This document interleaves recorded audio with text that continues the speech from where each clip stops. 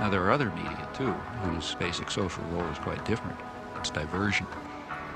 There's the real mass media, the kinds that are aimed at, the guys who Joe Sixpack, that kind.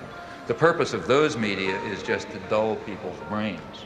This is an oversimplification, but for the 80% or whatever they are, the main thing for them is to divert them, to get them to watch National Football League and to worry about, mother with child with 6 heads or whatever you pick up in the, in the thing that you pick up on the supermarket stands and so on.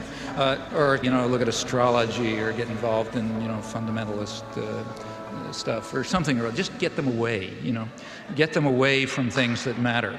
And for that, it's important to reduce their capacity to think. The sports section is handled in another special department.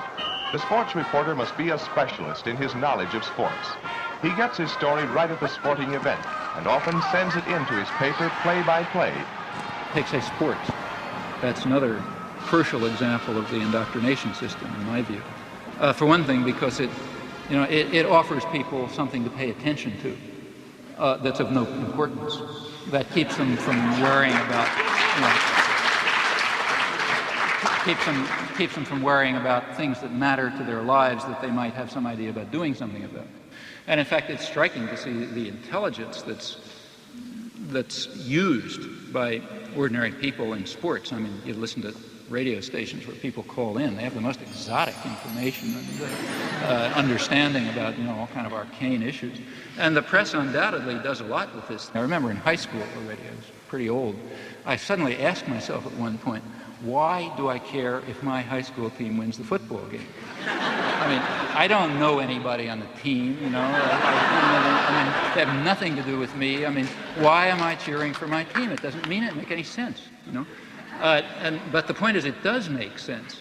It's a way of building up irrational attitudes of submission to authority and, group cohesion behind, leadership elements. In fact, it's training in irrational jingoism. That's also a feature of competitive sports. I think if you look closely at these things, I think typically they do have functions. And that's why energy is devoted to supporting them and creating a basis for them, and advertisers are willing to pay for them and so on.